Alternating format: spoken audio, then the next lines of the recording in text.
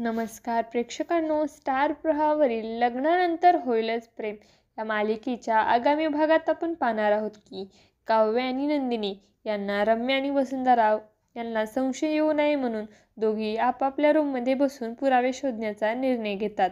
त्या कार्यक्रमातील सर्व फोटो तपासू लागतात, ज्यामध्ये दीपक आणि त्याच्या साथीदाराचा काहीतरी पुरावा मिळतो का हे पाहत असतात. तिकडे रम्या खूपच घाबरलेली असते आणि ती वसुंधराला सांगते की जर त्या चौघांना आपल्या विरोधात काही पुरावा सापडला तर काय होईल.